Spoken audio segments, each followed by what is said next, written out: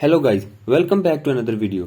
In this video I will show you how to fix Resident Evil 2 error and issues on your Windows in PC and laptop. So to fix this issue, follow every step as I am showing in this video, and do not forget to subscribe this channel and also press the bell icon for the latest upcoming videos. Hope so this will fix your problem and help you a lot.